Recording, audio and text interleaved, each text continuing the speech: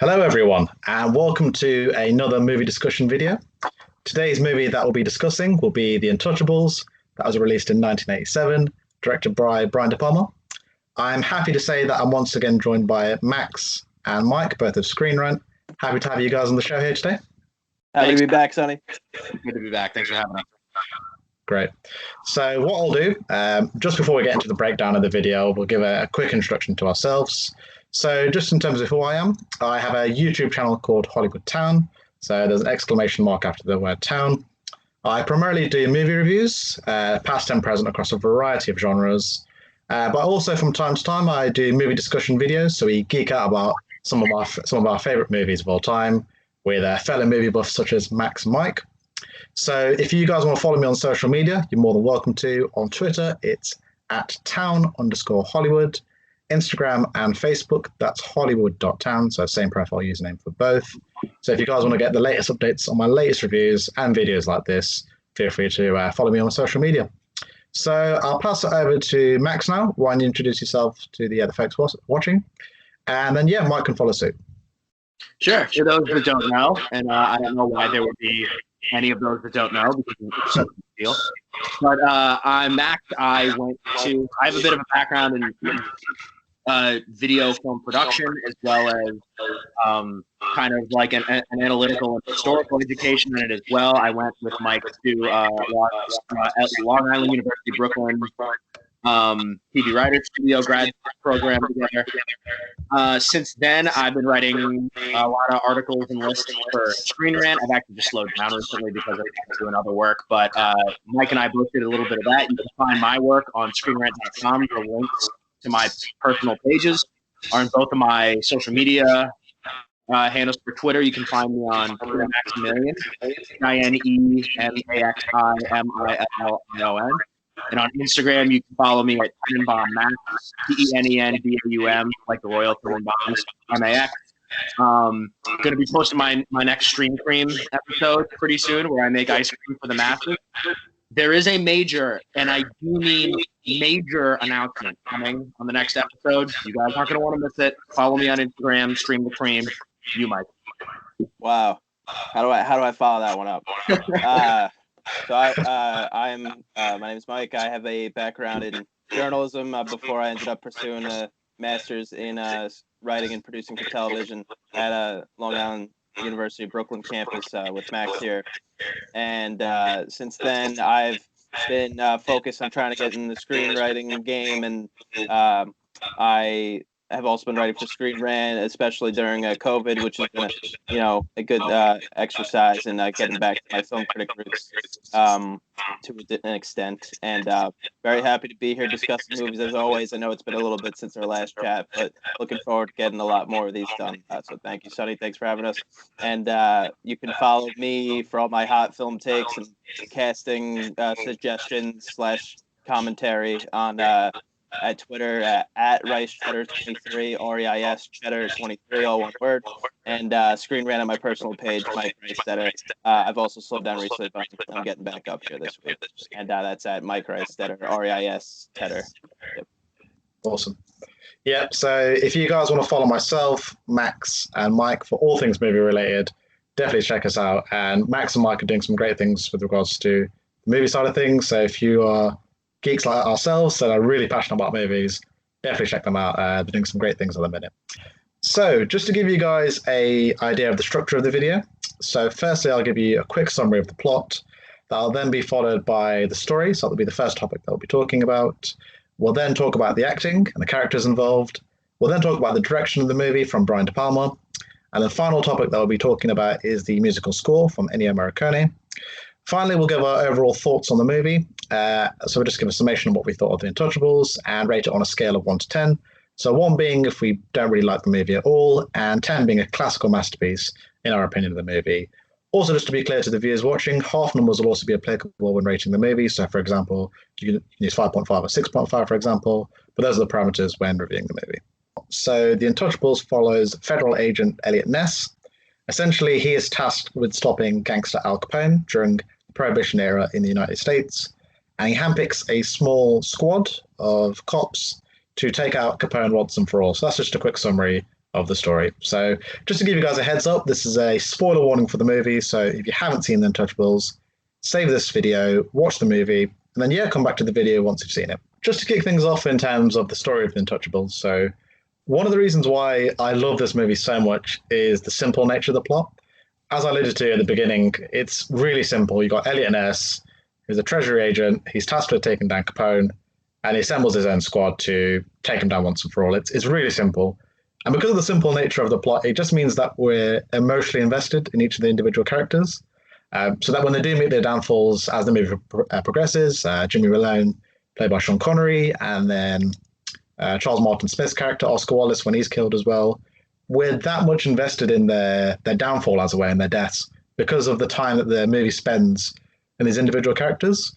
And that comes down to, a great script, great direction from Brian De Palma, and some fantastic acting across the board from each of the individual members of the Untouchables. So I think just in terms of the story element, that's one of the reasons why it connects so well to this movie is its simple nature and the time and effort spent in developing these characters. It makes them that much more enriching, and we care that much more for them, especially when they meet their downfall as the movie progresses. So Max, I'll start with you. Just in terms of the story, do you agree that its simplistic nature allows us to care for the characters, or did you get a differing opinion when you watched the movie for the first time? There's definitely, I love a plot in a story that is straightforward and easy to follow. I think it's so easy for writers to overcomplicate. It's a very easy thing to get into. So I do like that. And I do feel like you care for these characters. What I'm trying to really honestly think about and answer is one related to the other? Yeah, the simplicity and the straightforwardness of the plot probably makes it easier to figure out who these characters are and care for them in the story. I think a lot of it too is you get they're all so distinct. You know what I mean? Like you see, this isn't a movie where you're like, wait, who's that character again? You know who the guys in Eliot Ness's crew are. You know who the bad guys are. That's pretty obvious. And I think a lot of it's actually due to the costume work, the wardrobe work in this movie is really, really good. This movie, I know, got a couple of Academy Award nominations. I am pretty sure costume, and I want to say like set or art, design, whatever it was called back then. I think there was a couple of it, but it deserved it. So for me, what kind of makes me connect with the story and the characters, I guess, is how well it visually really immerses the viewer in this time period. It does a really good job of that. But overall, I just want to say I'm really looking forward to this chat because I'm sure you guys love this movie. No offense to you guys, but you guys are kind of the co-presidents of the Love Every Movie Club. I'm sure that's accurate, but I love you guys like a lot of movies, and sure. I love movies too. This specific movie, though, this is a movie you like if you grew up with it. I think if you watched it when you were young. If you're like 20, if you're our age, like if you watch the movie for the first time today, I don't think you're gonna like it very much. I don't. Even if you are as old as this is a movie that I don't think aged very well, and we'll get into it later. But you can't the way this movie came out. If this movie came out today, there's a ton of things different about this movie. I'll tell you that right now. I actually think. Again, I like the movie because I grew up with it. I'm nostalgic about it, especially the score. We'll get into the scores too. But I think by and large, it's kind of an overrated movie. I think this is kind of a campy movie, and I think objectively, this is not that great of a movie. But there's a lot of really good things to be found in it, and we'll get into it later. But I'm excited to I already feel like I'm going to be playing devil's advocate for you two for a lot of these points, and I'm looking forward to that. I hope I don't get my butt kicked too hard. But without getting into too much minutia, I give overall thoughts on the plot and connecting with those characters. I think like I said, big piece of it is the visuals, and a big piece of it is the nostalgia factor. And that these are historical names that everyone knows who Al Capone is. Everyone knows, or at least everyone in America knows who Eliot Ness is.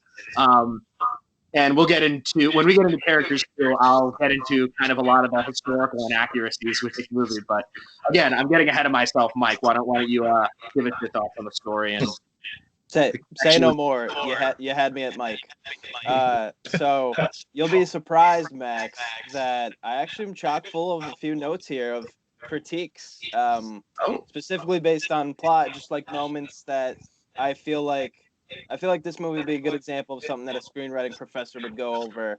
And like, you have so many great, rich pieces of dialogue. Obviously, you're gonna have that from a David Mamet screenplay, a master playwright that he originated as, and then he broke into film as us nerds know.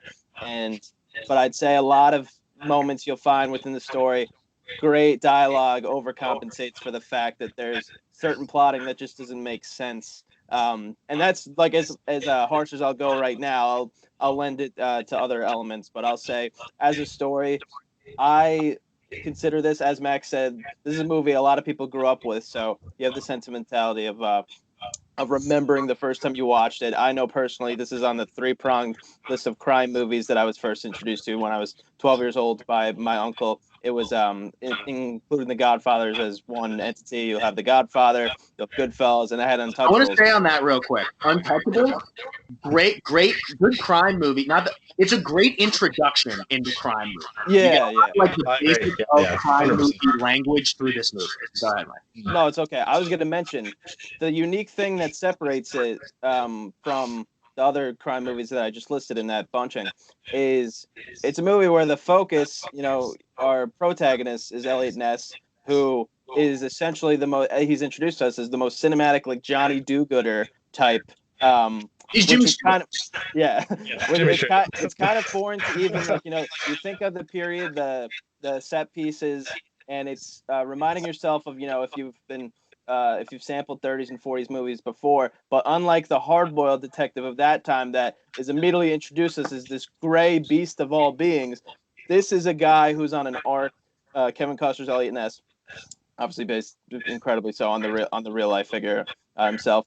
It's someone that his whole arc is having to get to that gray and potentially beyond that in order to do as Sean Connery consistently reminds him throughout the movie, how far are you willing to go? Which I think up top, one of the the scenes that I point out to within the plot, the very nature of for being David Mamet, a writer's writer who he'll have say in how things go down, even though in collaborating with someone like Brian De Palma and legendary actors.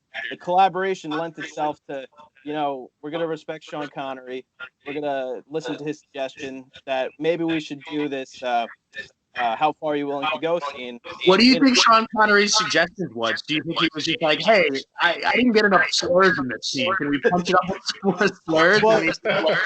Well, what I was saying is that originally they weren't going to have the original "How far are you willing to go" scene. The first time he mentions it to him is right before they, start recruiting more Untouchables, Costner and Connery. And Connery was just, hey, why don't we set the scene in the church? That wasn't as written. It feels like the story wouldn't do unless that was where it originally took place. And yet it has such a great backdrop.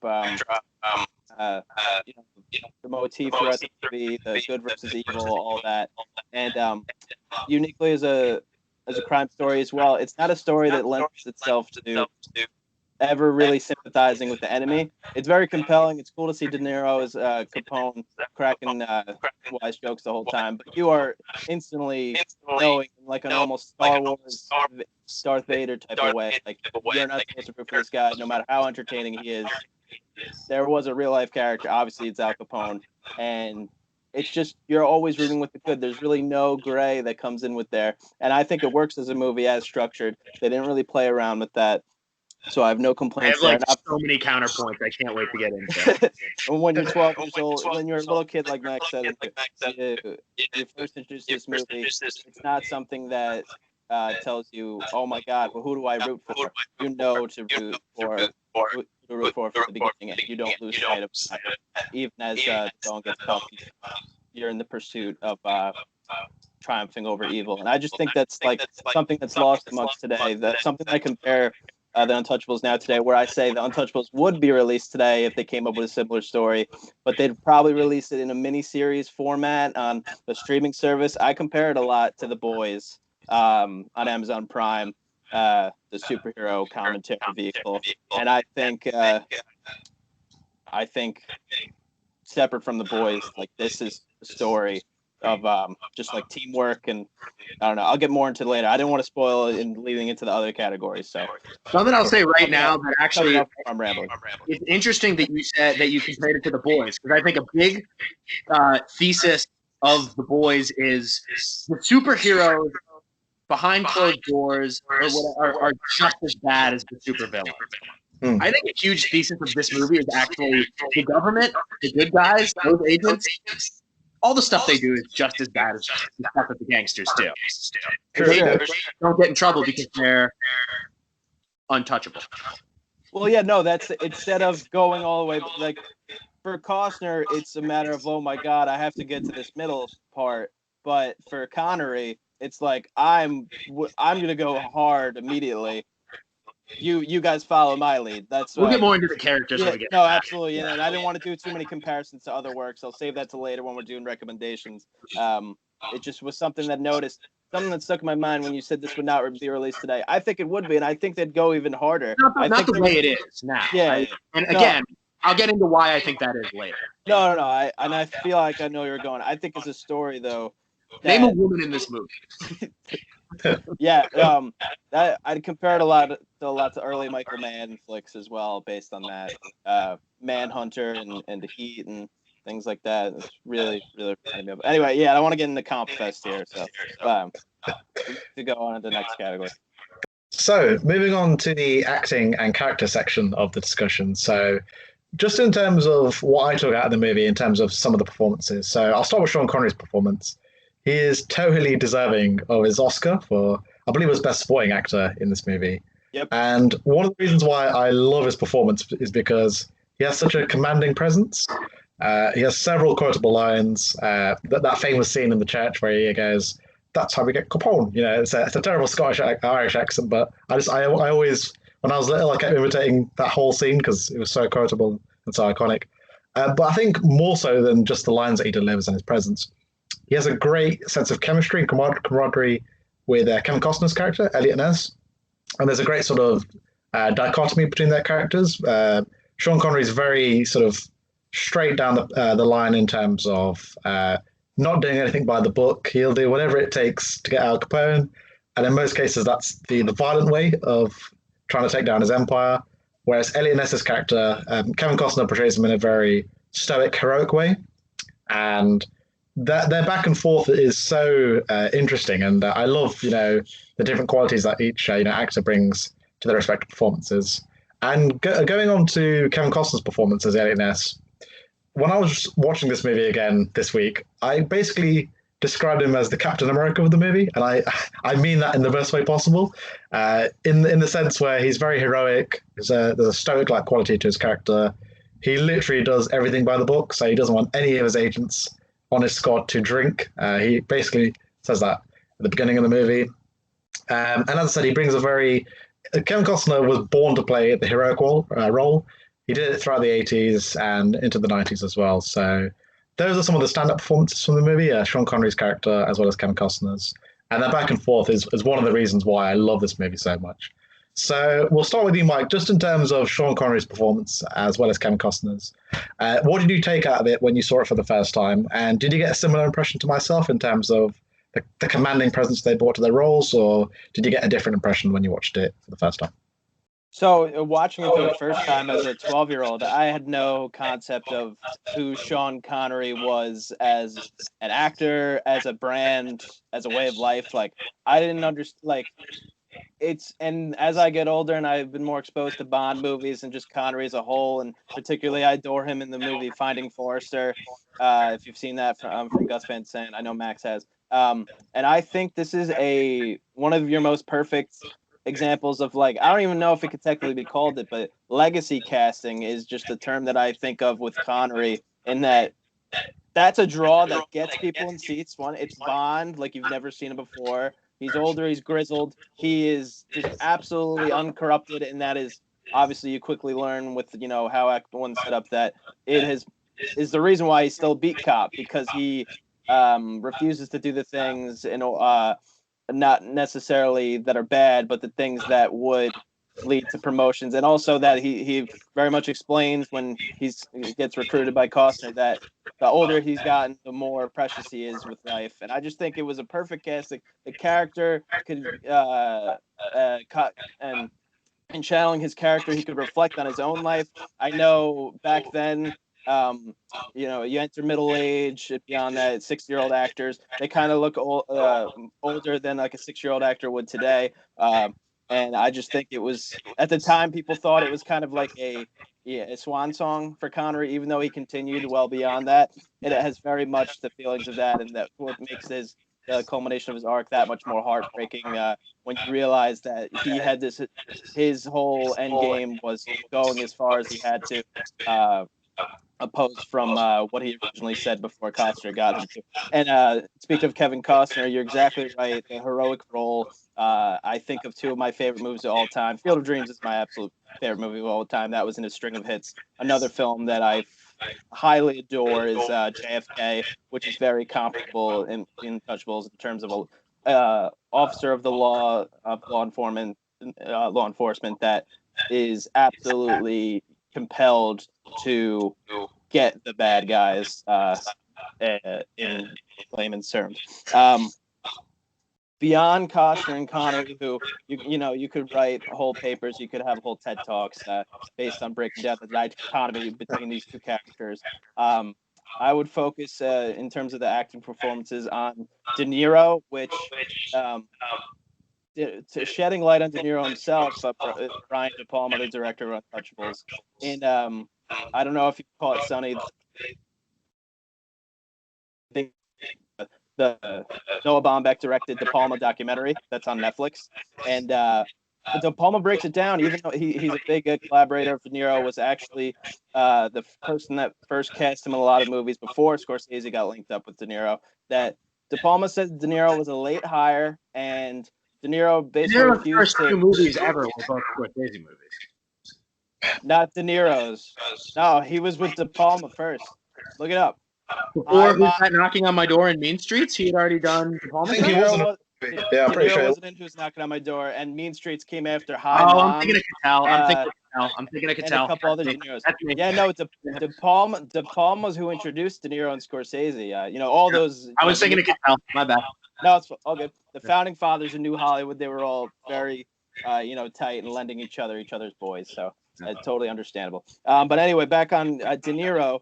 He was someone that for this set he didn't want De Palma shed light that De Niro didn't want to remember his lines, and came in with kind of like just not Brando level like diva, but pretty much like you could take De Niro as a method actor, and even when he's phoning it in per se, his version of phoning it in is requesting the actual tailors for Al Capone from 40, 50, 60 years earlier and having them model his wardrobe after Capone, researching extensively beyond that regarding more wardrobe things that may not be PG rated, related silk undergarments. He got Capone's like actual thing. I don't even know. Max, I'll hand it over to you now. Just in terms of Sean Connery's character and Kevin Costner's, what did you take out of it when you saw it for the first time? And did you get a similar impression to myself and Mike in terms of liking those performances, or were there sort of any negative aspects that you took from it when watching the film? All right, so Albert Brooks in Broadcast News, Morgan Freeman in Street Smart, Vincent Gardenia in Moonstruck, and Denzel Washington in Cry Freedom. These are the four actors that Sean Connery beats out for Best Supporting Actor in this movie. Yeah, Street Smart is spectacular. Love that movie. I'm sure they're all spectacular movies. I'm sure they're all spectacular performances. Morgan Freeman's awesome. I do agree that Connery, this feels like a swan song. Like, let's give this aging actor like one last incredible role for everyone to remember him by. Casting for him. I don't understand why they didn't just let him do his Scottish accent, and it would have been so much better than in like the Irish accent, which is like good at times, but not so good at times. He, I think, is doing the best he can, the best any actor could do probably with what I actually think is not a very great script from a dialogue standpoint. And I think it's partly because I don't think this movie has. I'm not going to say it doesn't have anything like smart to say. It has interesting points to make, but it's just not super complex, and it's not something we haven't really heard before. So that may be part of it.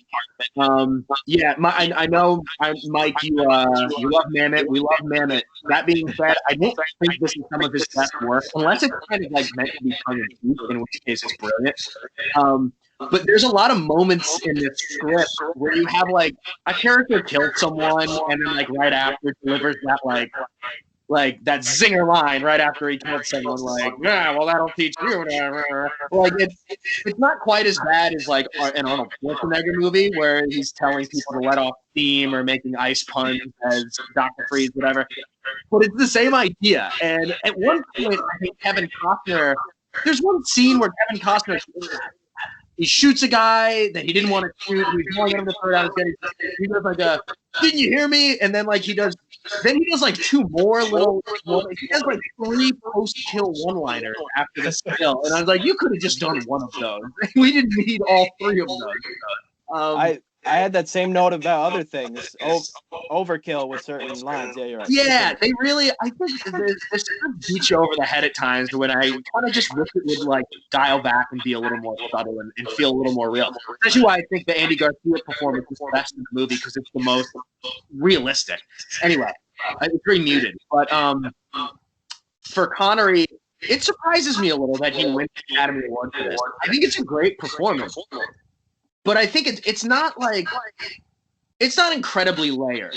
I don't think you ever have that moment with Connery in this movie where you're just like he just like emotionally breaks me down, and I'm like, wow, there's so much going on with this character. I think you get this character from the first couple scenes. Right? He's a retired cop when Costner meets him, or he's an old guy who's just been a beat cop forever, and his career has made him so disillusioned and cynical.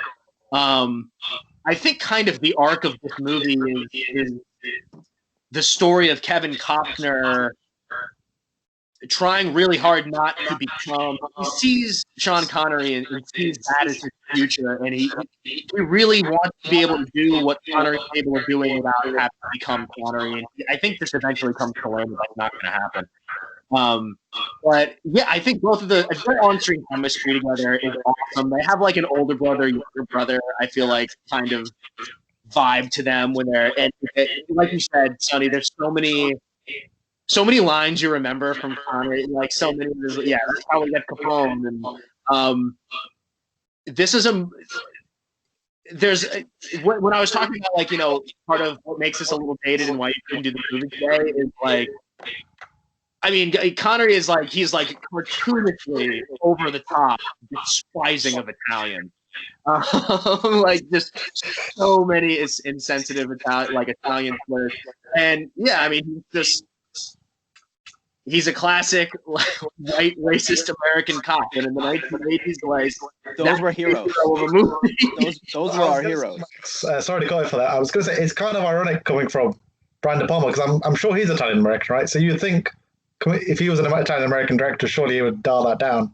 But then I suppose that was the era of filmmaking, right, where racial insensitivity wasn't really a thing. It was just, well, we're going to put it in the movie, and if someone's offended, well, right, I suppose. Right. I don't necessarily think it accomplishes, I think, what it's trying to accomplish in the movie, certainly. I think you have a lot of trouble doing the same thing today. But, overall, yes, the character, it's very clear that they both Costner and Connery represent 2 major kind of checkpoints on this overall character arc that we see explored throughout the story, and I think Capone is on that as well.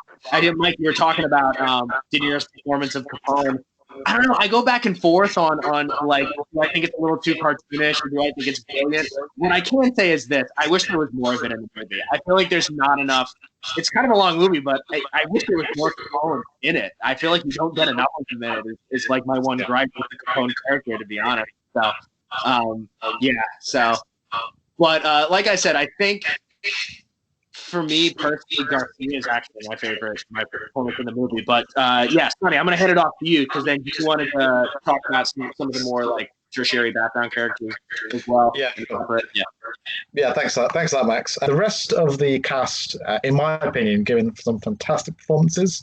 You guys mentioned it a bit earlier. Andy Garcia, he's playing pretty much the straight role in the sense where he's the most human character, I suppose, the least cartoony in a way. He's almost the kind of the eyes and ears for the audience. He's kind of like the accountant. He's the newbie in the team. He's getting familiar with how Jimmy Malone and Eliot Ness, their methodologies of working in terms of catching Capone. And I think they, especially Andy Garcia's character, because of that human quality that he brings. When Sean Connery's character dies in the movie, for example, when he starts crying and breaking down, we as an audience, and I can only speak for myself, I felt a bit really emotional. Not so much crying, but I really felt that moment just because of Andy Garcia's reaction to his death. So yeah, just in terms of the accountant's role, Charles Martin Smith gives it a pretty solid 10. Sometimes over the top, I do agree. Like there's that scene on the bridge where he's got the shotgun and he's instead of just shooting the guy as he would as a normal cop, he just goes boof. And I saw it yesterday. It was really like I kind of forgave it again, going back to the era of filmmaking, the 80s, and how it's paying homage to the 30s. I kind of forgave it because the movie is kind of a bit silly and over the top, so you kind of just let it go. You want to forgive it. Yeah. I mean, some people won't, and that's cool as well. Everyone's entitled to their opinion.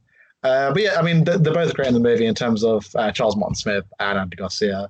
But for me, the second standout performance after Sean Connery is 100% Robert De Niro. You kind of you mentioned it earlier, Mike, that he's not going whole hog in terms of his acting, but he's giving it his all with the material that he's given in terms of it's a very flat character arc. He's just a crazy over the top villain, and he's very much in keeping with the Prohibition era of Capone's character. So you can just tell De Niro's having an absolute blast for the role. And I can see why he signed up for it. Interesting enough, and I think Mike, you're the trivia master, so you'll probably know this. If I'm not mistaken, Bob Hoskins was approached for the role of Al Capone, or maybe one of the other characters. But either way, it's funny because because he signed a contract to be in the film. When he did eventually drop out, Brian De Palma signed a check for, I think it was, I believe, $20,000 or something around that ballpark figure. And Bob Hoskins jokingly said afterwards that I'll be in any Brian De Palma film that I'm not featured in, so long as I sign the contract and get my check afterwards. So he used to jokingly call De Palma afterwards just to inquire about any future roles on the hope they'd get paychecks of a similar nature, which I thought was so funny and so hilarious. I remember reading that. Yeah. That's ridiculous. To Robert De Niro, he's over the top, very silly, but I think it's certainly from my point of view anyway. I think it's keeping with the silly 30s, over the top, cartoony nature of not only his role, but I think a lot of the movie in general. But we'll start with you. Oh, sorry, go for it.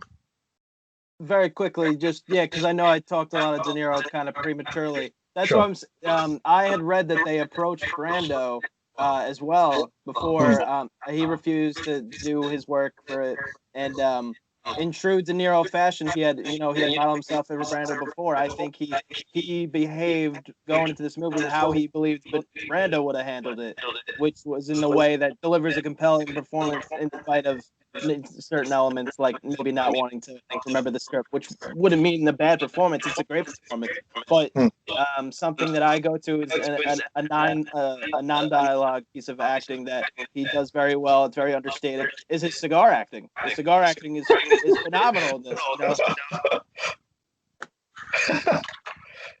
But yeah, that was it. Yeah, but that's a way to get around. Oh, this guy's refusing to remember the script, and that leads into a scene where he reads, that Eliot Ness's bust was a wash in the newspaper. All you have is this very brief 7-second scene. He's in bed. He reads the morning newspaper, puffs a cigar a couple times, like instead of having a villain unnecessarily deliver an inner monologue with nobody in the room. Like you don't even need to do lines. So that's acting that takes care of itself without even having to remember one single line. All in the behavior, all in the body language. Yeah. Yeah, great points, Mike, with regards to Capone's character and obviously the rest of the cast as well. I was just about to say, and I think you mentioned a few points with regards to Capone and the rest of the cast. Were there any other points that stuck out with you in terms of the Capone character and also the supporting cast, so Andy Garcia and Charles Martin Smith's character, the accountant? Were there any other things that you took away from the performances, or did you just feel they just enhanced, that particular the gangster tone and the crime, feel of the movie? I really like in the one scene before he, spoilers, bashes the head of someone at his table in the very like Darth Vader-esque, forced chokehold scene. Just seemed like De Palma's take on that. I like this whole diatribe he goes on about baseball. Being a huge baseball guy myself, and him breaking down how while baseball is a team sport, that when you're a batter and you're stepping up to the plate and you're facing the pitcher down, that it becomes an individual sport. And you could be the best hitter in the world, but if your team doesn't play defense, then you don't get anywhere. I just found that very fascinating. It was a very cool monologue. And the way they shot De Niro, obviously I'll focus on the director relating to the scene, but I just found that piece of long-form dialogue very resonant with me, and I love what it culminates in. Just, oh yeah, by the way, this guy that's cracking jokes and telling baseball anecdote and making himself appeal to you, the viewer, is also like a power-hungry, just absolute murderer. So don't be tickled by his diatribes too quick, because he's deranged as hell, as real Capone is documented as having so. But yeah, Max, just in terms of Al Capone's character and the supporting cast, so specifically Andy Garcia and Charles Smith, what did you take from those performances? Did you feel they added anything significant in terms of the character side to the movie? And what were just your overall impressions of the rest of the supporting cast? I like what you said about Niro doing kind of the best he could with what is really limited character range in this role. Yeah, he does an awesome job. It's unforgettable. Like I said, my one complaint about him in this movie is that there's not enough of him. I wanted more Niro Capone in this movie. But he doesn't really go through an arc. He's Capone, and he's Caponing it up every scene. It's awesome. The reason I think Garcia actually is the best performance, does the best acting job in this movie, you kind of touched on it earlier, Sonny, was that in this movie of like almost cartoonish, larger-than-life personalities he's competing with, he is like this strange human character. Very much, he's the realistic character in the movie, which I think is I don't know. That ironically kind of stands out to me because it's one role that isn't trying really, really hard to stand out. The scene where you meet his character, I think, is really cool, where him and Connery kind of have that little kind of, pissing contest, essentially, and then Connery's like, I don't like Italians, but I like this guy. He can be in the gang. Let's honor the ladies. I'm a feminist. We're all feminists here. Let's talk about the women in the movie for a second. There's not a lot of them. I want to give props to Patricia Clarkson. Love Patricia Clarkson. She's literally credited as Ness's wife, I think. I was looking it up. Wow. She didn't even get a name. Ness's wife. Again, I kind of went. There could have been so much more there to show us, Ness has this tortured home life, and this is what he's going through with his wife, and this is how his job is tearing them apart. You didn't really see that at all. The scenes with Patricia Clarkson, she's just kind of like a loving, caring, supporting wife. Like, oh, honey, be careful. I know you got to do what you got to do, but I love you. Please be careful. Like, what's my name again? Yeah, I'm Mrs. Ness's wife. That's a big thing. If you're talking about if you were to redo this today, and Sonny, I love your idea of doing it as like a miniseries or something. Like, I feel like that's the whole character whose perspective you could explore her perspective of this entire story. And it's a completely different story. It's probably there's probably a lot of interesting stuff in there. I might do that at some point. I'm putting like a 2-year. No, neither you can steal that idea for the next couple of years. I may do that. The story from the perspective. Lay claim, yeah. I already have my Big Daddy gritty miniseries in the works, so nice. you could take that one. I'll take the Big Daddy one. Other than that, You have the woman whose baby. You have the woman with the baby carriage in the iconic stair scene. We're not going to get into the stair scene now. We're going to get into that when we get into the direction. Yeah. She's probably credited as like screaming scare lady or something. And then you have like the only other woman in the movie that pops out to me is the one that comes to the police station and goes to Kevin Costner and it's like I know you've got children at home. I've got children at home. Thank you for doing what you're doing. That's historically inaccurate. Elliot Ness didn't have any kids. But actually, I kind of think that goes on. They put that in a movie on purpose. I think if you going back and reflecting the movie, a big point I got in it was there's not a lot of difference between the acting of the good guys and the bad guys in this story. One huge exception to that is children, and that seems to be the story. Like one of the opening scenes, like a baby gets blown up, or like a little girl gets blown up, or something like that, right? By the that's a huge theme of this story. What's the difference between good guys and bad guys? How they use children and what they're do they protect children or are they willing to kill children? Because that's a bad guy. Truthfully, it's a little spaghetti western like in that they're all bad guys. There are degrees to it. And so with that in mind, I want to shout out all the child actors and the baby actors in this movie as well. I think they did a good job. Those characters were important in the story. So that's what I got on the other characters. Moving on to the direction of the movie. So Brian De Palma obviously directed The Untouchables. And in my opinion, he was the perfect choice to direct this film. One of the reasons why I think that's the case is because he was coming off Scarface a few years prior. And whilst the movie definitely isn't as cartoony as over the top as that particular movie, stylistically and the story itself, in terms of the good guys going over to this big, larger-than-life gangster figure, his sensibilities were definitely suited to this particular film. And whilst the violence that plays out in Scarface is definitely over the top, but definitely obviously serves the purpose of that particular story, some of the over the top nature aspects of that film, mainly the violence, it definitely carries over into The Untouchables, especially the big action set pieces and some of the violent moments that happen in the movie. Some of the moments that stand out for me in terms of the violence, not necessarily negative, but just in terms of the memorable moments, in my opinion, is we mentioned before, the baseball bat scene with Capone when he knocks one of his goons out, knocks the living daylights out of him, pretty much, as the blood spatters on the table. And then there's another great moment, sad moment actually, for Sean Connery's character as he's chasing away one of Al Capone's goons.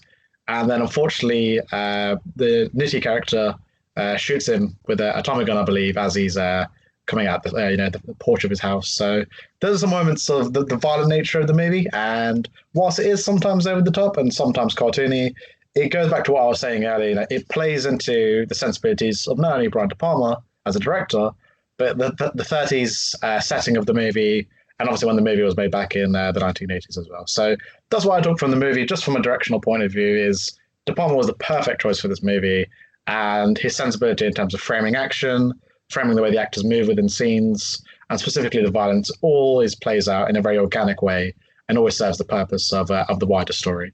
So we'll start with you, Max, just in terms of the direction of the movie as well as the action as well. What did you take from De Palma's efforts on this film? Did you have any similarities to myself with regards to Scarface in terms of the violent aspects of the movie? And what were just your overall impressions of the direction, as well as some of maybe the big action set pieces as well?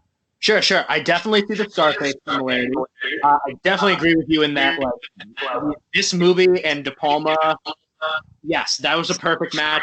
The only more, like, example, actually, I think Scarface and Carrie are the only other examples I can think of where I'm like, that script was written for Brian De Palma to direct it. You see, this tailor-made for so many of his trademarks, the way he uses violence. The way he uses colors, especially reds and blues, which I kind of think he stole from Kubrick, who I'm sure stole from some brilliant person I've never heard of. But he does a lot of... I think it's important to remember a movie made that takes place in the 1930s, but it was made in the 1980s. I always kind of contend this with period pieces. They're going to say more about the 1980s than the 1940s. So I think it's important to think about what's going on in America in the late 1980s. So this movie comes out in 87. Let's say they made it in 86. We're 5 years away from the Berlin Wall coming down, right? We're 5 years away from essentially the end of the Cold War. Who's president at the time? Like Ronald Reagan, right? Yeah. Or was it? No, I guess it would have been 80s is Reagan 80s. Don't overthink it. It wasn't Bush Senior. Bush Senior came in the 90s. Right? 81 to 89, yeah. Yeah. Yeah, so you've got that kind of like traditional American pride, like is really being felt. Like it's Reaganomics, I guess. I wasn't around for then, so I'm not going to like talk like I knew what America was like that back then completely. But the movie kind of reflects that. Like I said, if you look at the movie from an objective perspective, the actions of the good guys and the actions of the bad guys are really not that different. They're equally violent. They both break all the rules, what they want to do. But it comes down to, I don't know, the good guys. It's such an American pride movie. Like I said, kids are a big piece of it. And you especially put in that. The staircase is probably the most famous movie. I think in terms of, I think people like to talk about who all the tension builds in that movie with that scene with the baby going down in the carriage. I actually think the biggest tension scene in the movie, like I said, is the baseball bat one. Just because the baseball bat comes out and it's like a ball under the table, and you're like, someone's getting hit with this. When's it going to happen? That and actually the scene with when Sean Connery died, again another example of this being tailor made for De Palma to direct is like you get all that beautiful cartoon bright red De Palma blood so many times in this movie. It's awful. But the second that Connery kind of starts like chasing that goon out of his house, you're like, this is a trap. This is a setup. You know he's going to be shot. Maybe just because I've seen it so many times. But I felt like the first time I saw that movie, I was like, no, don't walk outside, Sean Connery. I feel like there's someone waiting for you there. And fair enough, there is. But so I think the biggest those scenes have more tension than the staircase baby carriage scene. What I think that scene is just what I love about it from a directing standpoint. There's so many moving pieces and so many things going on in that scene. This scene is a Rube Goldberg machine of a scene, which I know I spoke a lot about when we talked Back to the Future. But I'm going back to the Rube Goldberg machine. It does a great job of showing you, like, this is where all the dominoes are. You know what's going to happen if one of them gets over. It's only a matter of time before one gets over. I think actually a flaw in the scene is it's a little silly in the beginning when this woman's trying to get the carriage up the stairs. She takes like 5 minutes trying to, like, it just takes a while. Everyone who's ever had a carriage knows how to, like, take the carriage up the stairs. Like, come on, this is your first rodeo, lady? Maybe it is. I don't know. But she takes forever getting this baby to the stairs. And for some reason, Kevin Costner decides to wait until he's sure they're surrounded by gangsters with guns before he decides to go help this woman. But he stands there watching her for a few minutes and goes, what should I do? Like, if you went and did it earlier, he wouldn't be in the way when you have to run out, or whatever. What I like about the scene, like I said, it's such a challenge in this scene to paint a clear picture to the viewer of where everything is. And it's done beautifully. Throughout the whole scene, like, you get such a perfect sense of blocking and where everything is physically in this scene. And that's really important for this scene. And that really is essentially what builds the tension in that scene. So I have now addressed the staircase scene, but other than that, I think De Palma was perfect. It was a perfect fit for this movie. I think it's important to keep in mind the time period here.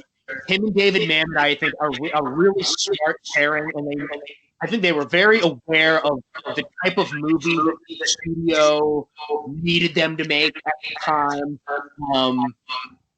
And I kind of go back and forth on whether they just kind of caved and did that, or if they're like, let's do a little tongue in cheek and make it campy.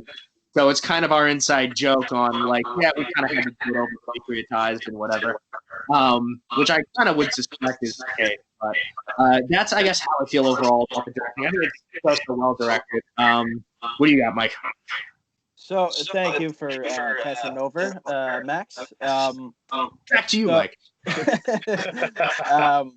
So being the huge Quentin Tarantino head that I am, I've listened to a bunch of his interviews with Charlie Rose, and he talked about the Untouchables and Brian De Palma's craft in one of the interviews, and talked about how Untouchables is a movie where, in a rare occasion, and awesomely so, that De Palma's natural style, which is very unique, and the commercialization of a movie and like the demands of a movie that's going to sell tickets and be an iconic smash of a movie, they came together on this. So De Palma blends with the commercial and the TV for the first time. Sorry if it sounds choppy. I'm hearing myself echo. No, I was laughing at you said they came together. Yeah, it's a good movie. Anyway, and I, on top of what Max said earlier, his tape, I agree with that 100%. Especially considering that when you look at Scarface, Scarface is a reimagining, a remake, if you will, of the 30s Scarface, which was about Capone. So it kind of is a full circle thing where De Palma, I know he wanted to tell a Capone story, and he certainly did it here. I think he works as a director here and in focusing on the train steps scene, a scene that shows a master director at work in a scene that was not written. They had planned a train shootout scene, a moving train shootout that, for whatever specific reasons, they couldn't film. So he just decided on the fly to shoot a full-fledged paying homage to about the Potemkin. All cinephile nerds know that famous scene from. And so he does this whole scene, and I read extensively that he was creating the shots as they were coming to his mind, and he was creating them on the fly, like the moment. And for someone that was just improvising like that, I think it is a testament to how Palma's one of, even if he's not your cup of tea, you have to admit that he's one of the best problem solver directors ever. It kind of connects to what I said regarding Niro as well, in a performance where he uncharacteristically wasn't coming in knowing the whole script. Palma was like, okay, I'll work around that. I'll shoot you a close up during key moments of dialogue, and change the shot up every now and then. And an actor isn't going to give me what I would like him to do regarding knowing the script, and that's all I need to come up with experimental shots that will make my directing stand out more and make it even more of a Brian De Palma movie than it actually is. And I read that the cinematographer, Stephen H. he had originally had hopes to shoot this film in black and white. Anyone that knows De Palma knows he ain't gonna go for that. No one likes to make red look redder than De Palma does, especially when obviously with blood. Also in set piece, you're back in Scarface. Also here with the Opera House, you want De Palma to go as red as possible, and just make that pop. And boy, does he do it here. And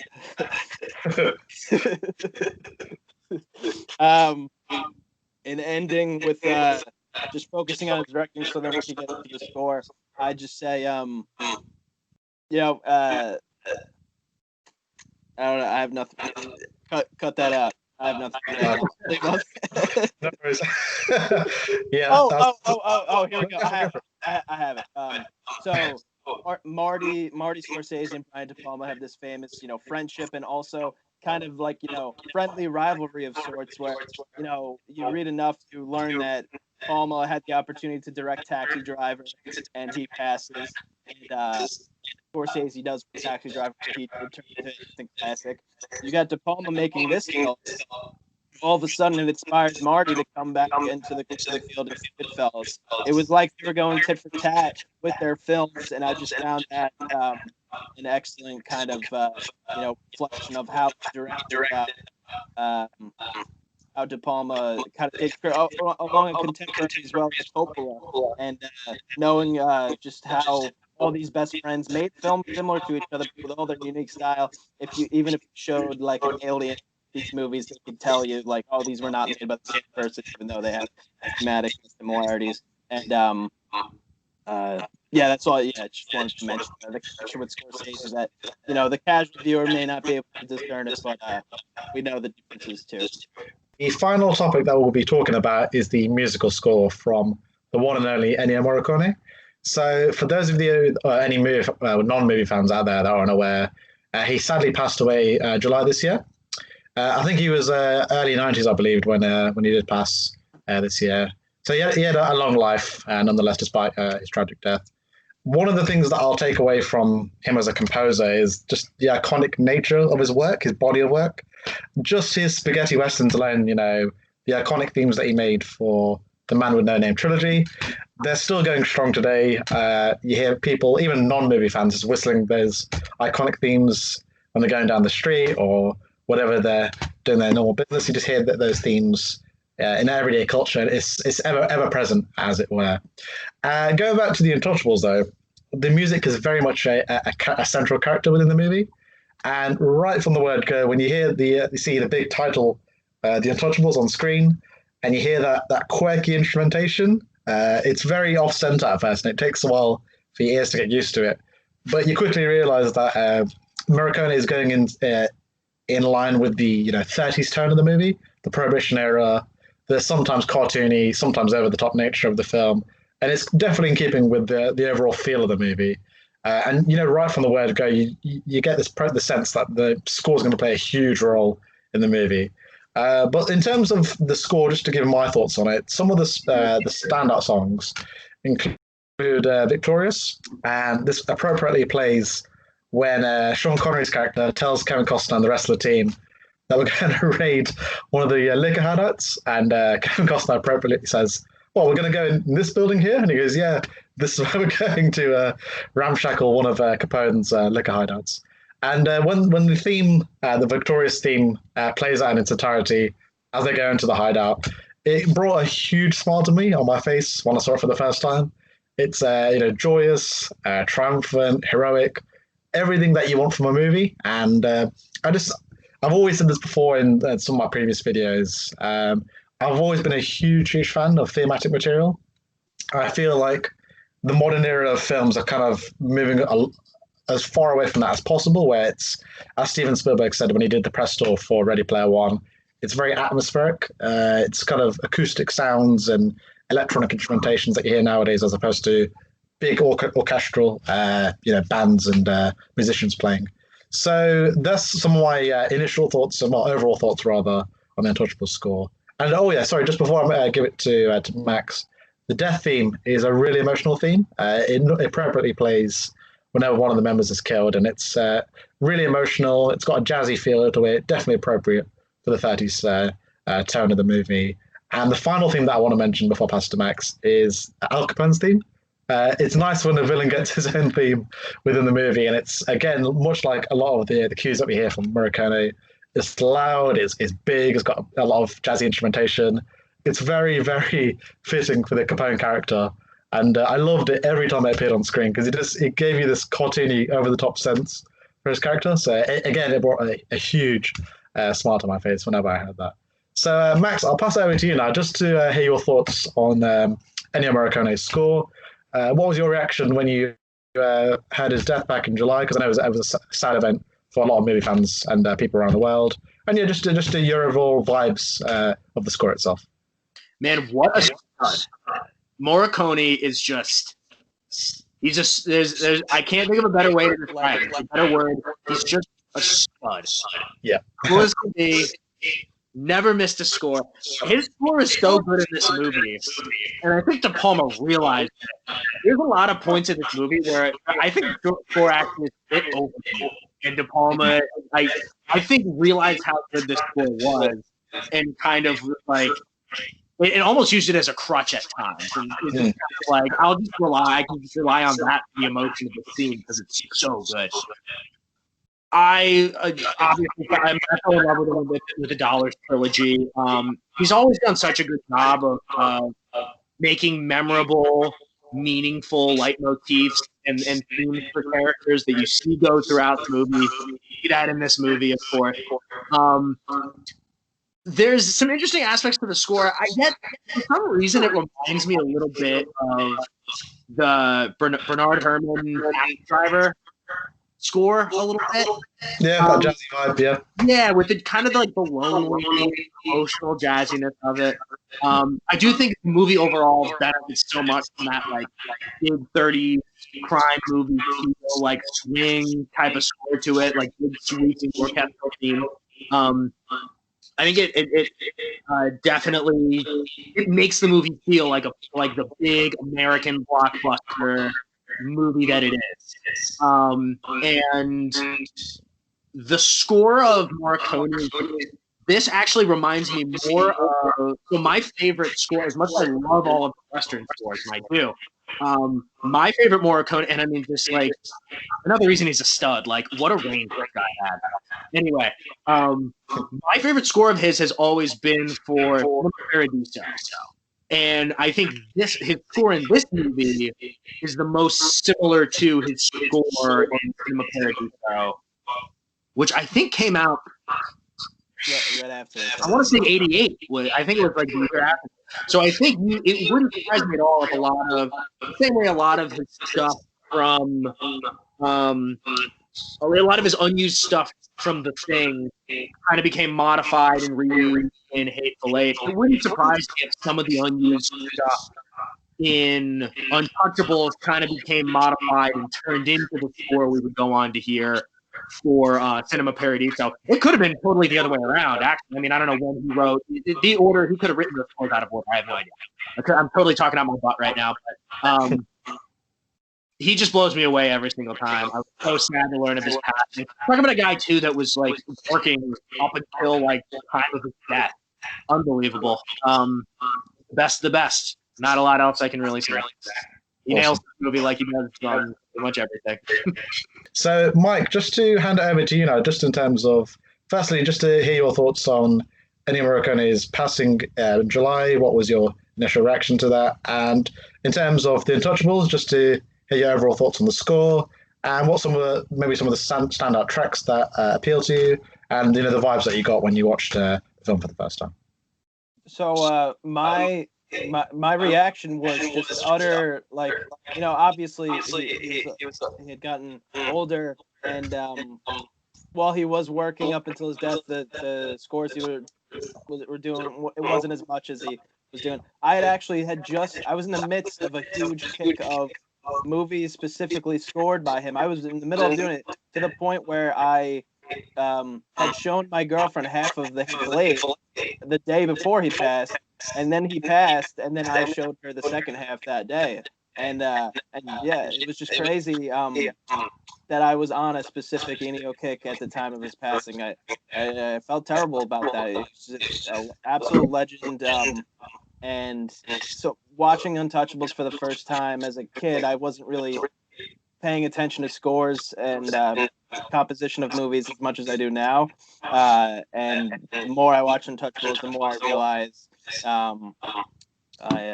Apologies for using the old cliche of, when they say, "Oh, this New York City is another character in this," or I would say that the score is like its own character in Untouchables, especially with the versatility and range. Like, it has more range than some of the characters do, the flat characters. He goes for, if you call it cartoonish, or, the Judge Judy-esque opening theme. And he gets heartbreaking when he needs to. Triumphant, like sweet sounds of triumphant when needed, and the killer suspense when needed as well. Just all on all fronts, he was working at peak form in this movie, as he was at any time he was composing a score. My absolute favorite Ennio from this huge kick I've done this past year would probably be My Name Is Nobody, and really all the Sergio Leone westerns. Love all those scores. Cinema Paradiso, love that. Talk about I don't know if there's ever been a score more fun to whistle than My Name Is Nobody. Yeah, it gets me every time. Every time I'm just like so blown away by that score, and I'll listen it over and over. And the thing that I would argue in agree with Max with De Palma recognizing just how much of a great score this was. It almost feels like, I don't know, I didn't look into it, if the actual by horse raid occurred in real life, and if it didn't, or if they had to. Probably not. Because if you think of that as isolated, his score, Ennio's scores lend themselves so much, especially My Name is Nobody, my absolute favorite, lends themselves so well to having a stampede of people by horse coming in to, take what's theirs or go after their goal, like in pursuit of goal, So it almost feels like he wrote that scene specifically to have this great Ennio backdrop to it, and I love it. I'm all for it. I do compare the score a lot to Cinema Paradiso, which I also watch on my big kick. And he's there's no disputing it. He's one of the absolute best, if not the best. And even the jazz aspects here, like uniquely something I hadn't heard him do before. Untouchables is one of those movies, like when I learned that Mamet wrote it after the fact, I was surprised I didn't know that sooner, but then I realized, oh, that kind of makes sense. Same thing with Ennio. I didn't know he did the score until more recently, when I got into the music composition more of film score. And then when I went back to, I was like, makes sense too, because music was always something that stood out to me. I just didn't really realize it on a concept level. The older you get, the more you mature into that, I feel, at least where I'm sitting.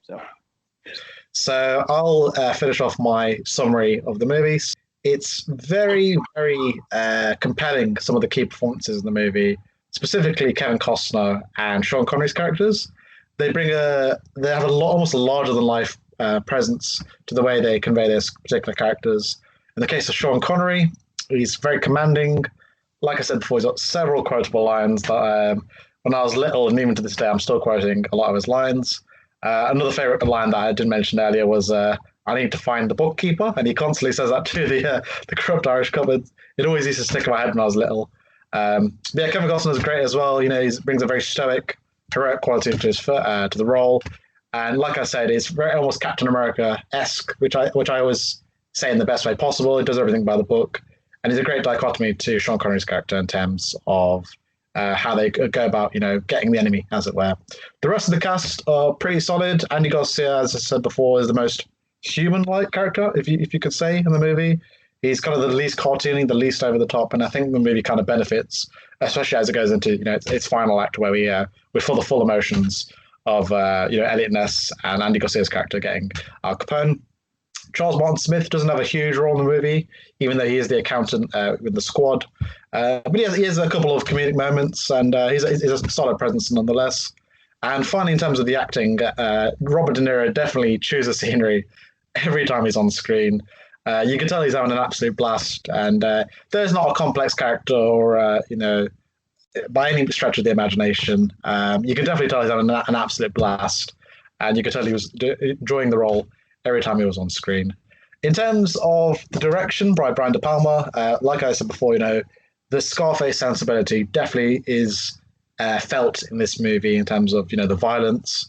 And whilst it's definitely not as over the top as in Scarface, because obviously they're very different stories, some of those elements do carry over, but not necessarily in a negative way, but in a positive way.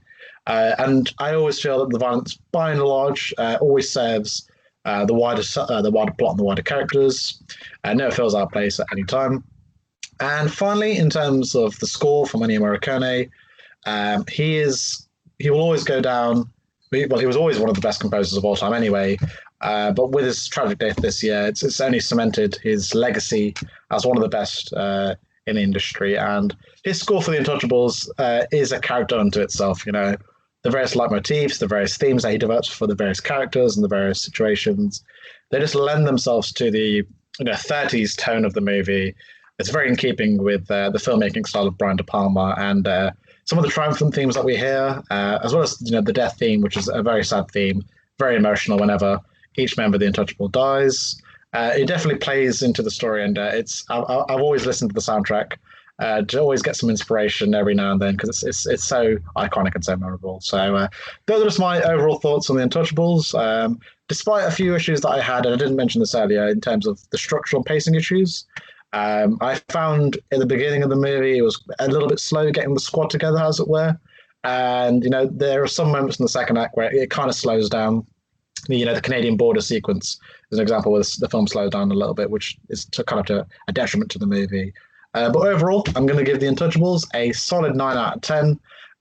It's close to being a masterpiece, but I just think some of those structural and pacing issues in the first act and some of those issues in the second act they don't give it the full masterpiece status. So I'll pass it over to Max now, just to give your overall thoughts on the movie. And then, we're giving it a rating on a scale of 1 to 10. All right. So, I think I kind of have, like I said, I kind of have mixed feelings on this movie. It's a fascinating reflection of, I guess, American values in the 1980s. Something that's really interesting about the movie is I don't know if I can think of a bigger gangster crime genre movie where the protagonist is the police or the government. It seems like all the major American crime gangster movies, the protagonist is the gangster. Always rooting for the gangster. Why is that? It's, in America, the capitalism of America, it's rare that the government and police characters are more capitalist. The gangster characters are, this is a product of capitalism, essentially. And it reflects a lot of traditional American economic values, those gangster characters, the ones that, in the eyes of the law, are the bad guys. So that's the reason I think this movie is an interesting story. That being said, I always like to think of what is the lesson of this movie? And the best one I can think of for Untouchables is that to beat the bad guys, you have to go down to their level. That's kind of what Costner, and you see that arc kind of come full circle near the end, and he fights the guy on the rooftop. That he's about to arrest him, and then he taunts him, "Your friend tweeted like a pig when I killed him," or whatever. And then Costner's like, "You know what? Screw this! I'm going to kill him," and he just kills the guy, just pushes him off the roof. In a weird CGI, in like a weird green screen. You're waiting for them to reveal that that's a fantasy sequence, and then you're like, "Oh, wow!" Oh yeah, he's really. By the end of the movie, he's kind of become the Sean Connery character in a way. It's like now he doesn't really give a shit about the rules, or I'm sorry, he doesn't really care about the rules, and he doesn't. I was trying to keep it PG for the kids, and he is like, he'll screw, he'll do whatever he wants. He'll murder, whatever. Like I said, there's not many differences between the actors of the good guys and the bad guys in this movie, other than how they treat kids. That's about it. They both murder. They both kind of shoot first, ask questions later. They both are willing to break rules to do in order what they want to do.